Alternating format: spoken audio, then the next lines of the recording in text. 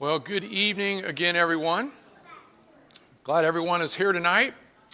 Wayne and Cindy are in Memphis at the lectureships there at the Memphis School of Preaching, so we want to keep them in our prayers as they travel and also as they begin their transition to move. And so let's remember to keep them in our prayers.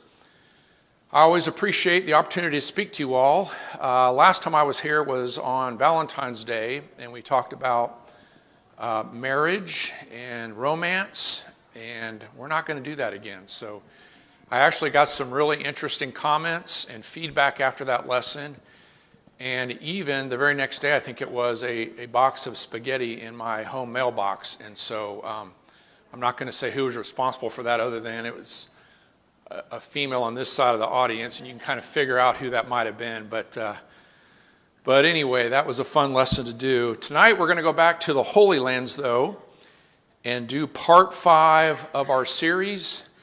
If you had, and Brooke just asked me if I would do a thorough review of the first 4 parts before I start tonight, and I told him no.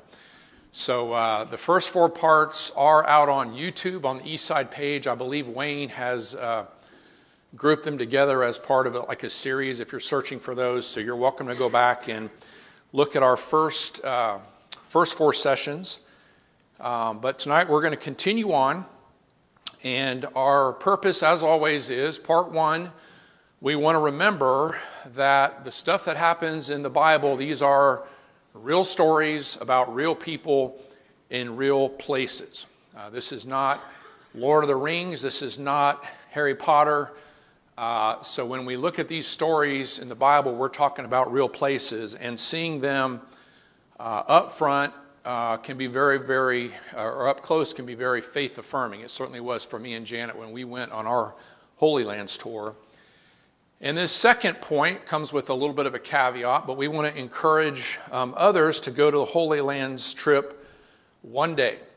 However, do not go now.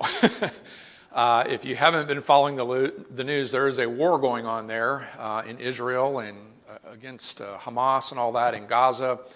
And there's no scenario where I would recommend you travel to the Holy Lands right now and go on a tour. I just don't think it's safe. In fact, from Gaza, rockets can reach Tel Aviv, which is where you fly into when you go on a Holy Lands trip. And so it's just too much going on there right now. But someday, hopefully, sometime in the years that follow, there will be peace. There will be some kind of a settlement, peace agreement, and the tours you can do that safely again. But seeing the places up close, it can be life-changing. And I would compare it to if I were to tell you about a story of something that happened at the Grand Canyon, let's say, and in your mind, like you had been to the Grand Canyon and you could picture what it's like to be at the Grand Canyon and to stand on the ridge there, the rim, and look out over that vast expanse and feel the heat and maybe walk down the trail down to the valley. If you've done that and you've seen that, then when you hear stories about it or you read about it in your mind, you can go to that place. And so that's kind of the idea with this series is let's go to some of these places, at least show you the pictures, so you can imagine what it's like to actually be there. All right, so last time we had 3 stops. We visited the Jordan River, talked about some things that happened there on our trip, and then we went to the Spring of Herod. You remember where the forces were reduced based on whether they lapped the water or not. And then we did a stop at Tel Megiddo and talked about some things that happened there. Tonight, we're going to try to make 4 stops, time permitting.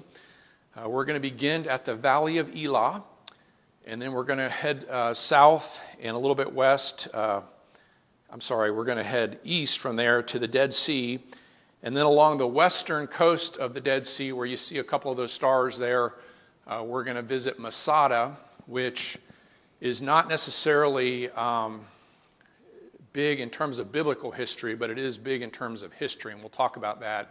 And then we will end up at a very much a biblical place in Gedi. And so that's kind of our agenda for tonight. And so let's start at the Valley of Elah. And this is the site of one of the Bible's most famous confrontations. And if you want to be turning in your Bibles, if you could go to 1 Samuel chapter 17, we're going to spend a little bit of time there on this first stop. So who knows off the top of your head, without looking, the significance of the Valley of Elah? Why do we care about it? What's the big confrontation that happened there? Anybody? Slingshot contest. The slingshot contest, that's right. Mama, what are you going to say? David and Goliath, the guy sitting right behind you there, Goliath, in our VBS skit. So Greg, I expect you to be an expert witness here. So yeah, this is the famous story of David versus Goliath, this big showdown. And this first graphic here is a pretty simple battle map. The Israelite camp you see up there at the top is in blue. Their approximate positions, and then the Philistine line is in red down below them. And of course, there's a little stream that runs through there. The positioning there of David and Goliath, of course, we don't know the exact spot that David and Goliath stood at, but that's the approximate area where their forces would have squared off. And it wasn't uncommon in ancient warfare. There are examples in history of battles where you would have the leader or the strongest warrior of each side square off. And why would you do that? What would be your reasoning for doing that? Why would you just say, let's have our two leaders fight? Anybody? Shame we don't do that today. I know it. Yeah. You don't want to lose your leaders. Who said it? That's right. Say it louder. You never want to lose your leaders in battle. Well, that's part of it. I thought you said something different. It wasn't it right then. No. What you thought I said is that. Now, what this didn't always happen, but a lot of times what they would say is, we don't really want to lose tens of thousands of people, of troops. So let's just have our leaders fight it out, and whoever wins, the other side will be in subjection to them. They'll become the slaves to the winning party as opposed to being killed. And so that didn't always happen, but it's not totally uncommon that you would have the leader of each camp come forward to fight. And that's certainly what happened here in the showdown between David and Goliath. And then I'm going to put an overlay here, and this next view is going to be coming from where you see Azekah there. This is going to be the view from the west across the battlefield from Azekah. And so from Azekah today, this is basically what this battlefield looks like if you were to travel there today. Again, a real place where real people fought a real battle. Harold is going to read to us. I gave him this reading because it has a couple of words I couldn't pronounce. So we're going to see if Harold can get them. So let's follow along as Harold reads to us from 1 Samuel chapter 17, verses 1 to 3. The Philistines gathered their armies together to do battle, and were gathered at Sosha, which belongs to Judah. They encamped between Sosha and Ezekiel, and Ephes-Dammim, and Saul and the men of Israel were gathered together, and they encamped in the valley of Elah, and drew up in battle array against the Philistines. The Philistines stood on a mountain on one side, and Israel stood on a mountain on the other side, with a valley between them. Okay, so we're not going to go through the rest of the battle. We're going to talk about one element of it, but you know the rest of the story. A real battle took place here, fought by real people, and of course, David triumphed. Incidentally, on when my son went to the valley years ago on a Holy Lands trip, he went and brought back for me 5 stones from the creek bed there, from the valley of Elah. So these are actual stones, and I just kind of keep them around and look at them from time to time. And again, it's a reminder that we're talking about a real place where a real battle took place. This is a slingshot, which I got. It says Valley of Elah. It's actually from Tegucigalpa, Honduras, about 10 years ago. It is not from the first century, nor is it the kind they would have used, but it is a nice visual aid, so be appreciative of that. So let's look at real quickly at 1 Samuel 17 and verse 40. And a question that I have for you guys, I want you to think about tonight, is with God on his side, with God on the side of David, and one giant to kill, why did he pick up 5 stones? Why didn't he trust in God that the first stone would work? Why did he gather 5 stones? Okay, that's one theory. What else? You believe that God will help you, you have to be prepared for whatever Okay, God's going to use you. okay, you got to be prepared for however God might use you. Any other thoughts? Might just be how he had it would fit in his bag. Okay, I mean, he obviously, I mean, he hit this guy in the forehead. He obviously not his first time right, with a slingshot. sure.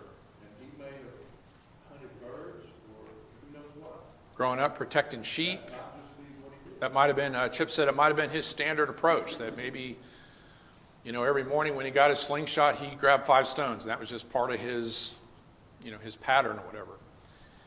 We don't know the exact answer. There's different theories that are out there, but there was one commentary that I came across that I thought this was an interesting theory, and I'm just going to share it with you guys. You can think about it. It says, because although David trusted in God, he also knew that to take on any challenge in life, even with God's help, he needed to be as well prepared as he could be.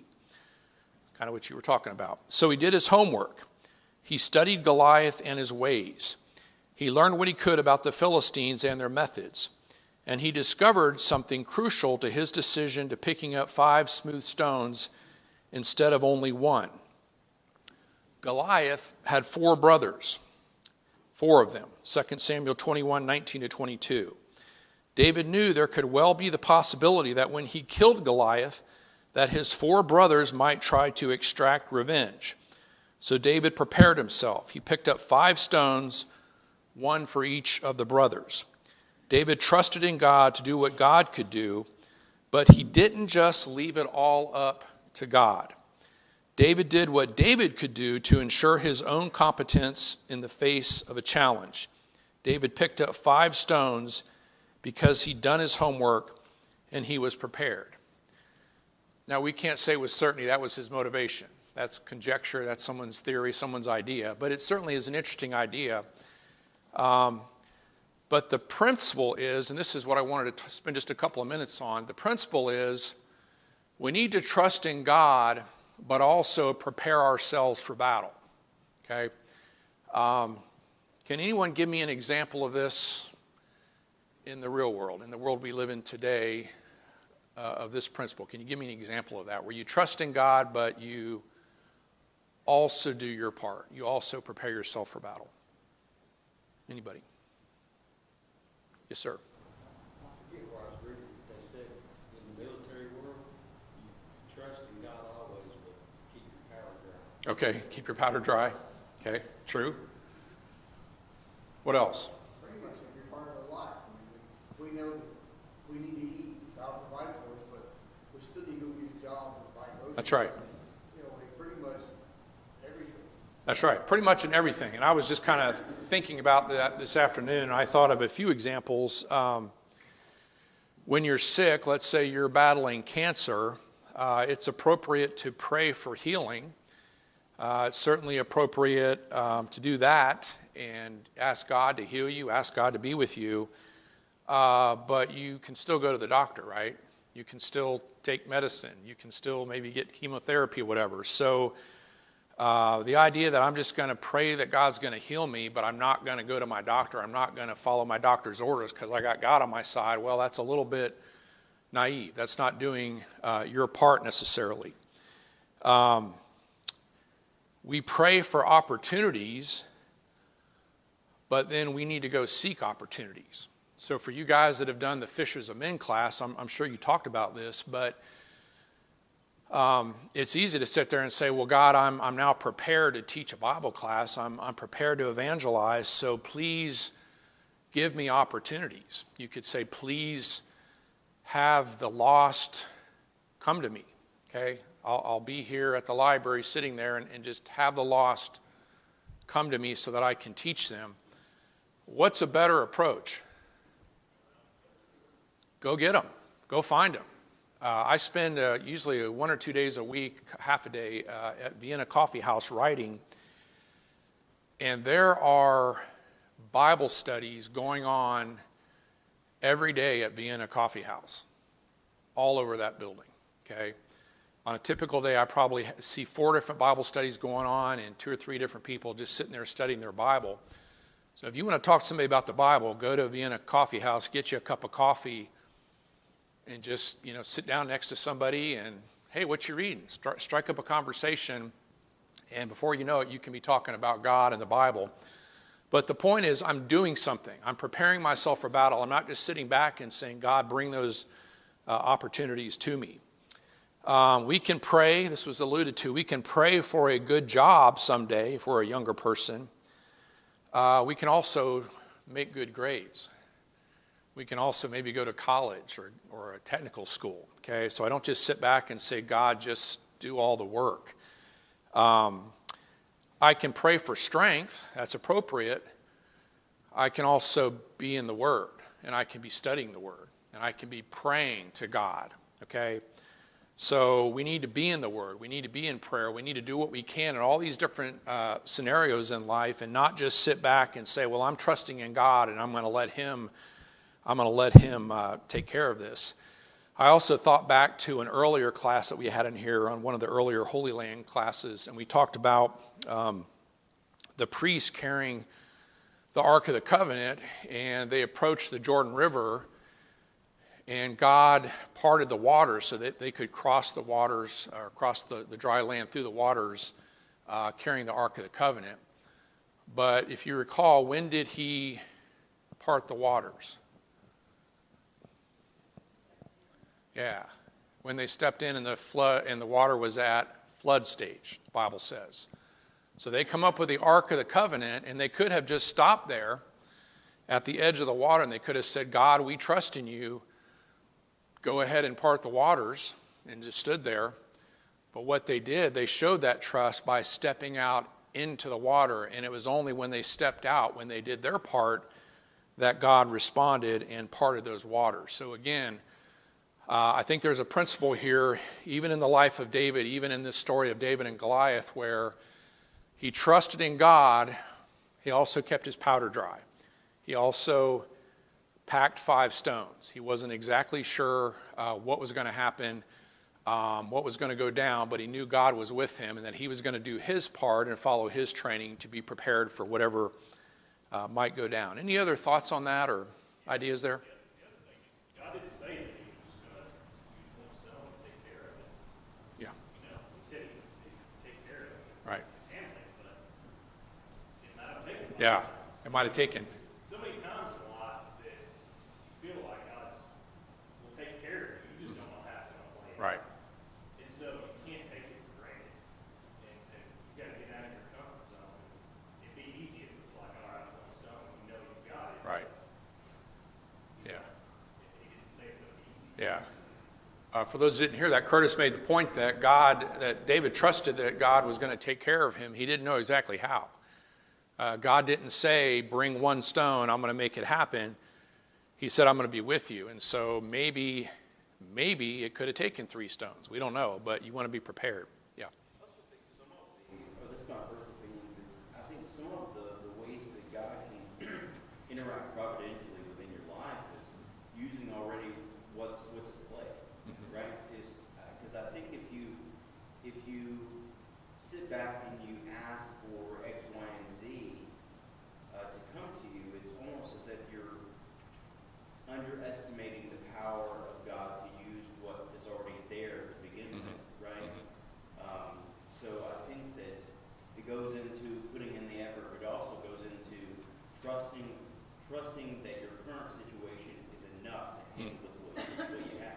That's a great point. Will said you got to trust your current situation, the things that God has already given you, the environment you're in. Trust that you can use the things in that context to help you solve whatever challenge you're up against. So, yeah.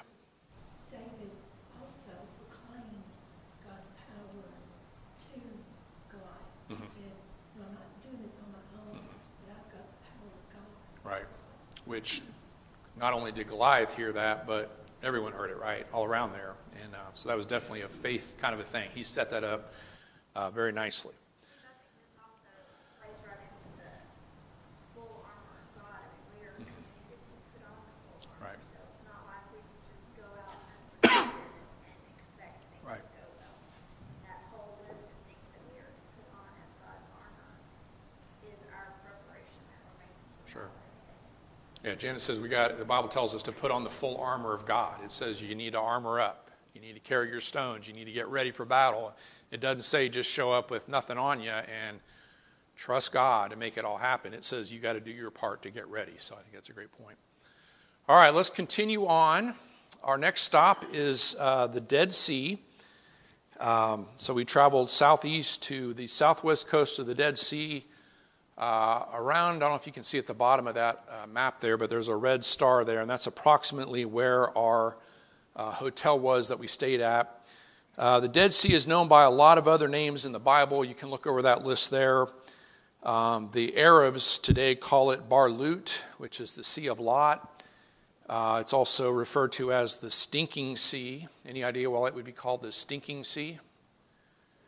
Because the sulfur, it actually does stink, especially certain times, certain wind conditions, but it does have that rotten egg smell from time to time. So the Dead Sea has been the setting for a number of historical events, and we're going to talk about Masada here in a minute, but also some biblical events at En-Gedi. Also, a little bit further up, we're not going to get there tonight, but at the north end of the sea on the west coast is Qumran. And does anyone know the significance of Qumran? Yeah, that's where the Dead Sea Scrolls were found. So the next time in session 6, we're going to go to Qumran, and we're going to look at where they found the Dead Sea Scrolls and talk about that. So a lot of things kind of happening around the Dead Sea. And this, the two crazy kids there at the Dead Sea. So this is the lowest point on Earth, 1,300 feet below sea level. It is the lowest and most mineral-rich body of water in the world. Like I said, 1,300 feet below sea level, 997 feet deep. It also has a salinity of 34%, which means it is too salty to sustain any marine life. That's why they call it the Dead Sea. It is basically dead water.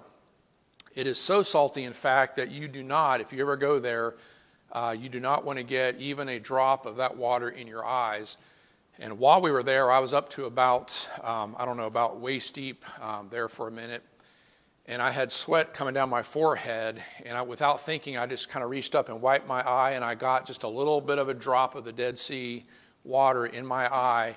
And it felt like someone had poured acid in there. I mean, it was awful. And I had to get out of the water and kind of sit out for a while and kept wiping away at it. So very, very high concentration of salt. So that's kind of the negative. On the positive side, the water is mineral rich, and the mud from the Dead Sea is believed to have numerous benefits for the body, and especially for the skin, for respiratory problems, for arthritic conditions. And so for this reason, a lot of people will visit, they'll go to the Holy Lands, and they'll simply go to the Dead Sea to get special treatments. There's a lot of spas around the Dead Sea. The hotel that we stayed at had a very swanky spa that was in it. And so tourists will go there. They'll take in the beauty of the place, the uniqueness, the year-round warm climate, and the luxurious spa resorts. And from this special mud, they have products that they produce called, I guess that name is Ahava, is that right? So Ahava products, a line of them. We spent too much money on a bag of Ahava products, so we had a little gift bag. I don't remember how much it was, but it was a fair amount. And we were going to take it back and use some of it and pass them out as gifts, and we left it in the bus. And that makes me sad. So that's why my skin is so pasty today, is I never got that Ahava product. So there we were at the Dead Sea. It's also known for its buoyant qualities. Kind of a mystery of how that works. They haven't really figured that out, but it allows you, the buoyant qualities and the high concentration of salt and all that, it allows you to actually float on the water without even trying.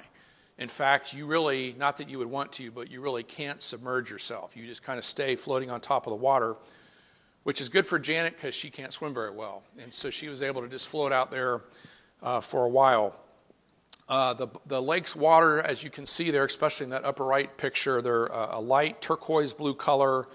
They're surrounded by these brown hills.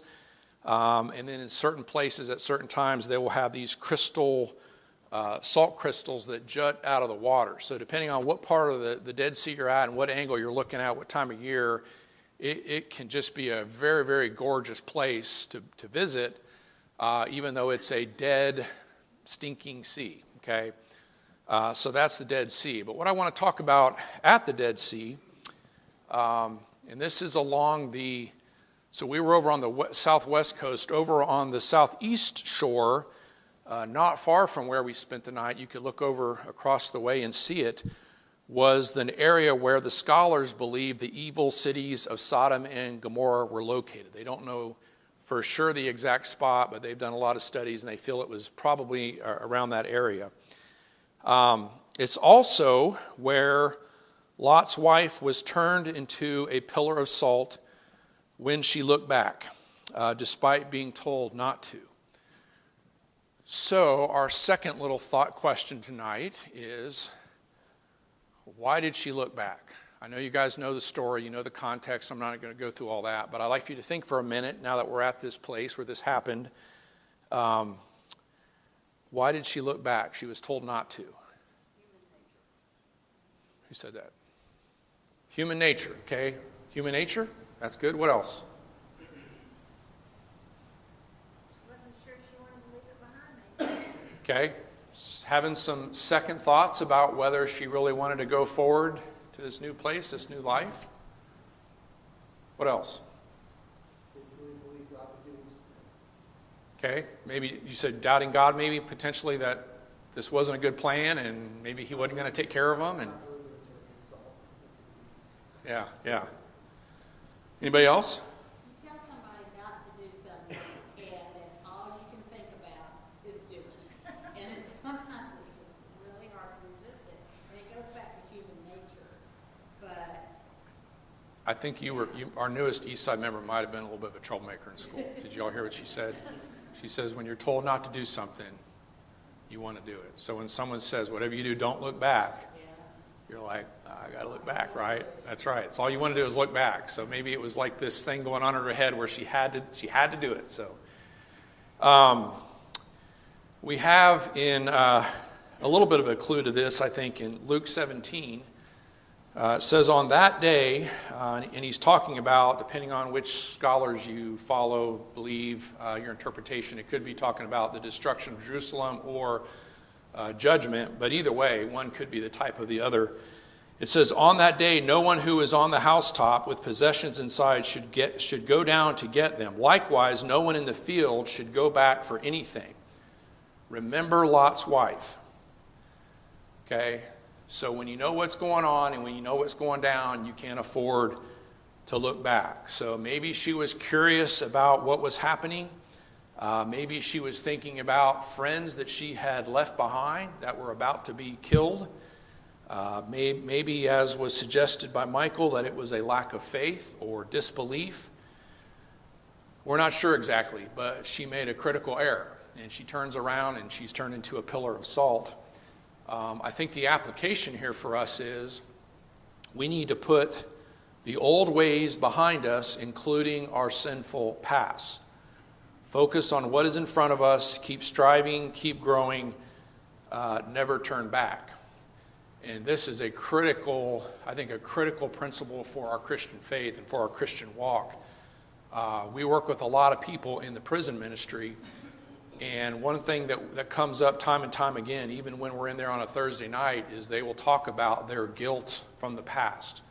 Things they did when they were teenagers, things they did to family members when they were in their younger years. These deep, deep regrets they have. And of course, in the context of the prison, that can often be a launching pad to talk about, well, how can we deal with that? What can you do about that? Let's Let's talk about how Christ fits into this situation and his sacrifice and what forgiveness means and repentance, and we can get into a really good discussion of that.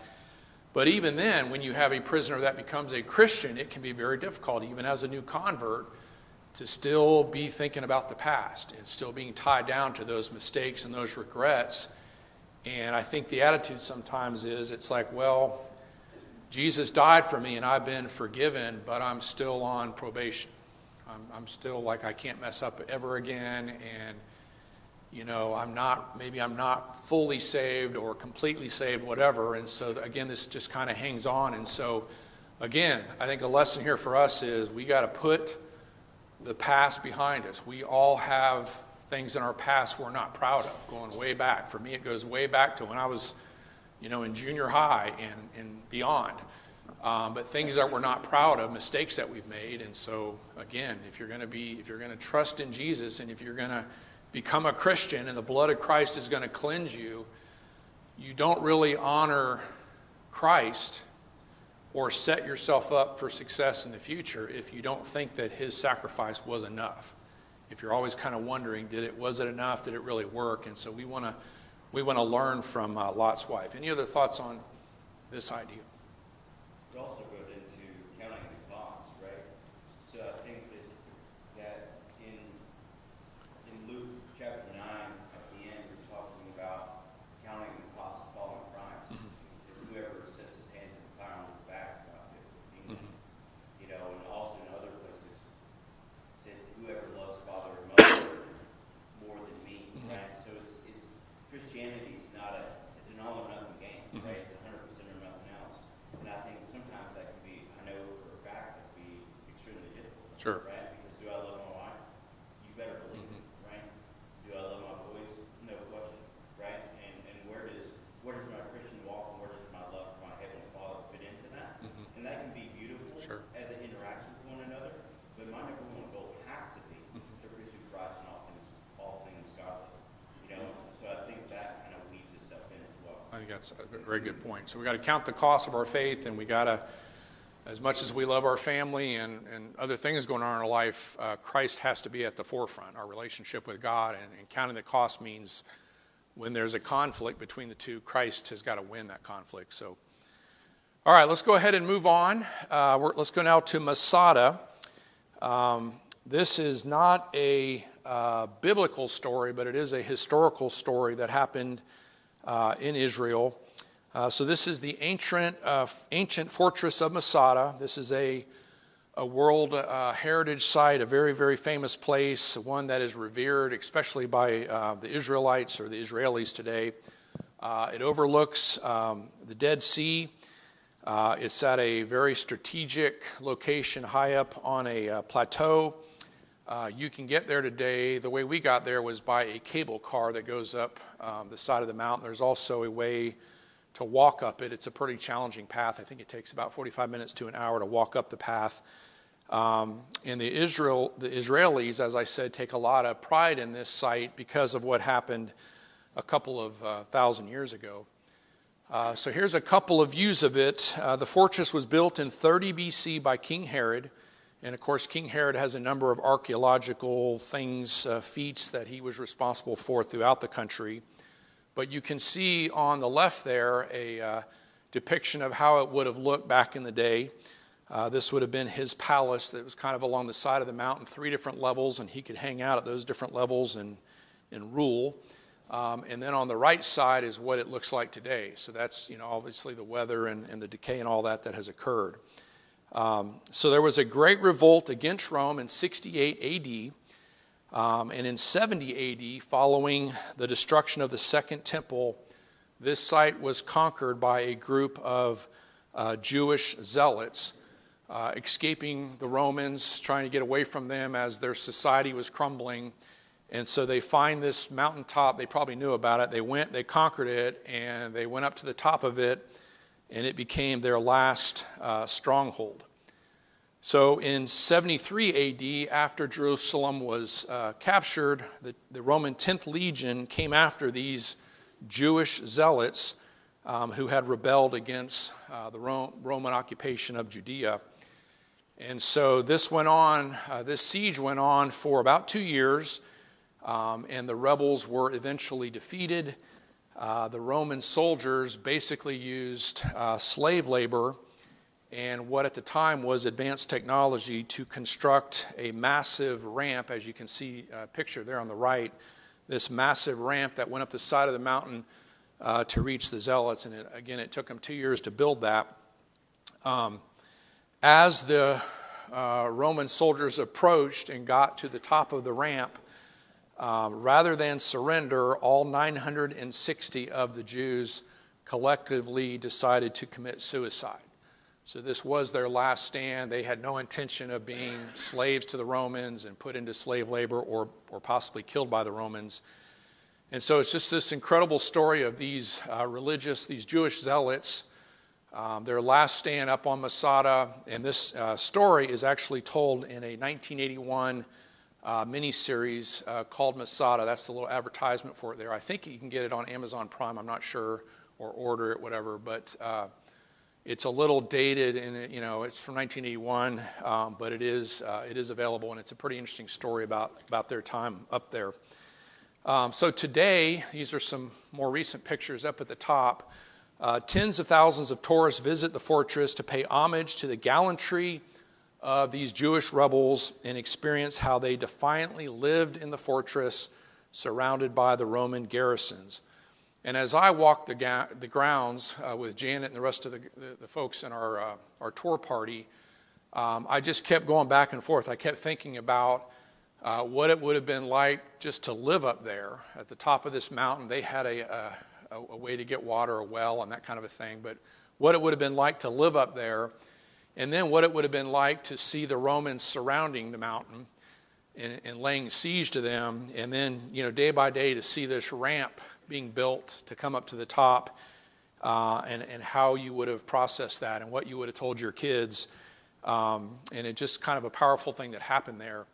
It's such a powerful thing for the Israelis that the Israeli army, at least the officers, when they are commissioned, they will go up to Masada and take their commissioning oath. And so it's kind of a special place for the military there to go there and talk about what happened there and the bravery. So that is Masada. While we were up there, this is not the actual man, but there was a Jewish ritual scribe, they call him, who spent his days behind a glass wall up there at Masada. And this is in the famous Masada synagogue. It's this little room enclosed by glass. And he was writing at the time a Torah scroll to be installed there. And so we learned a little bit about this process. So basically this guy would begin the day, he would immerse himself in a ritual bath, and then he would make that 45-minute walk up the mountain, and he would go into this room, he would sit down there, and he would scribe away on the Torah all day long, about 7.5 hours, and then he would put up his stuff, walk down the mountain, and repeat the process the next day. And this went on day after day after day. I think Wayne's talked in here before about the work of the scribes, but it is a very meticulous, painstaking process where they count, the letters in every line, the letters on a page, the words on a page. If they make a single mistake, they have to tear it up and start over. And so in 7.5 hours of work, he might get about 12 to 18 pages done in a day. And so again, this is just painstaking work.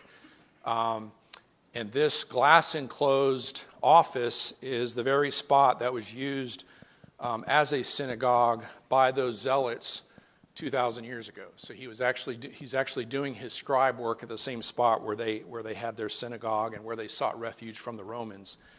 And I think that maybe the takeaway for me from this was it's just another evidence when we talk about the Bible and how the Bible has been translated through the years. We can take a lot of confidence in the accuracy of these Bible translations that go all the way back because of the work of scribes and being so meticulous in how they copied them. And so that was Masada. All right, let's see if we got about 7 minutes. Let's see if we can get through En Gedi.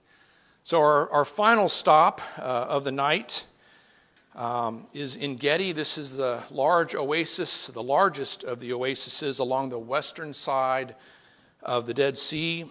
The springs that are there have allowed nearly continuous inhabitation of the site since the Chalcolithic period, which was around 3500 BC. So there have been people there a long, long time.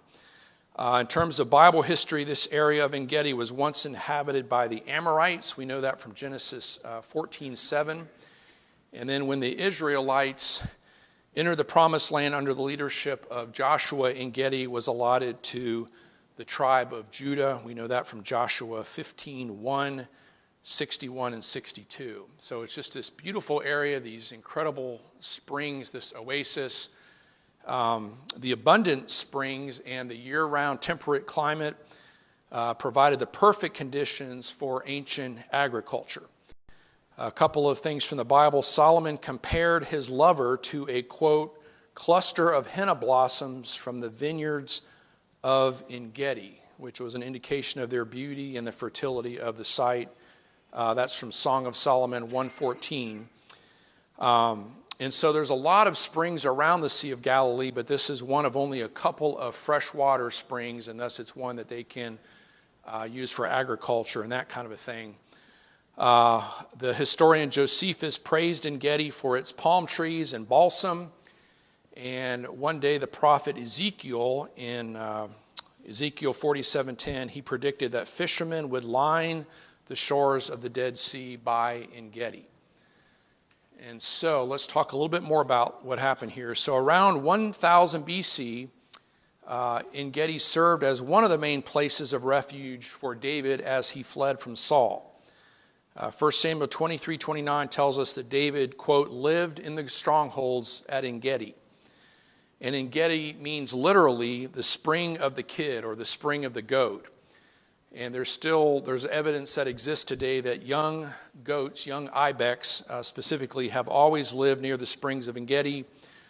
So as the story goes in the Bible, one time when David was fleeing from King Saul, the pursuers reached the crags of the ibex in the vicinity of En Gedi.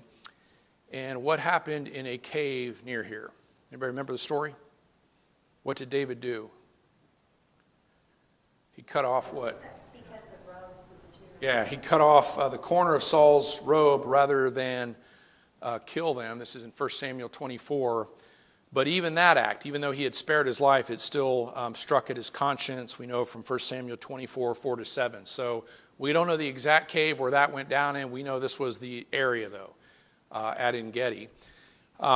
When David confronted Saul outside of the caves of En Gedi, he stated, from 1 Samuel 24:11, "See, my father, look at this piece of your robe in my hand. I cut off the corner of your robe, but did not kill you. See that there is nothing in my hand to indicate that I am guilty of wrongdoing or rebellion. I have not wronged you, but you were hunting me down to take my life." So we know at least one of the Bible stories that happened there.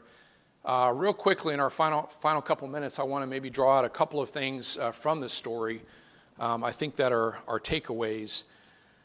If you look at the end, you don't have to go there, but at the end of 1 Samuel 23, we have the story of David narrowly escaping Saul. One of them went up one side of the mountain, the other went up the other side of the mountain with their men, and they just missed each other. And then a messenger came to tell Saul to go fight the Philistines, so David was spared. So he's spared in one chapter, and in the very next chapter, when Saul was done with the Philistines, he went right back to pursuing David, the very next scene. And so I thought about that, and this is kind of my takeaway here. We often wish that our next victory would be a permanent victory. We wish that the spiritual enemies who pursue us, like Saul pursued David, would simply give up, and we wouldn't have to bother with them anymore. But even when we have victory and they are sent away, they come back. And will keep coming back until we go to the glory with the Lord. That is the only permanent victory we will find. And so the thought here is we're going to win some battles in life. We're going to have God that helps us, and we're going to make through some battles. You may beat cancer and win a battle, but then it may come back later, right? That happens sometimes. You may beat a temptation And the Bible tells us if we resist the devil, he will flee from us, but that doesn't mean he's not going to come back and tempt you again. So we need to be excited about the victories we win in God. We also need to understand that they're not necessarily always permanent, that whatever that challenge is we're facing may come back on us eventually again later, and we're really not going to have peace and serenity until we're with the Father in heaven. Okay, so some of these battles we're going to have to fight again and again. A second takeaway, in 1 Samuel 24:3, it says, Saul went into the cave to, quote, relieve himself. Since the Bible is a real book dealing with real people living real lives, we shouldn't be surprised to see it describe Saul's attention to his personal needs. Something as basic and common as this was timed and arranged by God without Saul having any knowledge of God's timing or arrangement of things. And so again, it's kind of this little detail in the Bible. He had to go into a cave to relieve himself. Why? Because he's a real guy in a real book, real stories that happened in a real place. And so again, we're talking about people that have real needs. And then the final point I'd like to make is Saul went into the cave alone while David and his men were in the recesses of the cave. What are the chances of that happening? Saul had to attend to his personal needs at the exact moment he passed by the same cave where David was hiding. This was no coincidence, but was arranged by God to test David, to train David, and to display David's godly heart. And so again, I think we see here an example of God's providence at work. This was not random. This was not accidental. This was God arranging things through his will, through his providence, so that this story could take place and David could learn from it. And so I think we want to, I don't want us to dismiss here the idea of God's providence and God's power. And I also would like to encourage us to think maybe this week about how God is still in control today. And God still is, his will is still being done today, and he is still providentially in control. God is still acting today, okay? He is still involved in our lives. If he wasn't, why would we pray? Why would we pray to God if he is some distant creator who's not going to respond? Okay, so when I pray to God and I ask him for something, I need to believe as part of that he's going to ultimately do his will, but he's involved and he's doing stuff. And so let's not let the fact that God doesn't do miracles today like he did in the Old Testament, let's not, in response to the belief that he does do miracles, let's not swing so far the other way to say that God doesn't do anything, okay? So I don't want to put God in a box. I don't want to tell God how he can or can't act today, how he's going to use the Holy Spirit, how he's going to use Jesus, how he's going to carry out his divine will and his providence. I need to let God be God, okay, and not put him in a box and not say that I figured him out or not try to limit him in any way, but to realize that he's still at work today. He's still providentially in control. He still hears our prayers and will act on those prayers. And so that's kind of my takeaway from this story. Next time, you can read it there. Those will be our next few stops. We won't get to all those. Probably need 2 more sessions to finish up our tour. But I appreciate your comments. I hope it's been useful.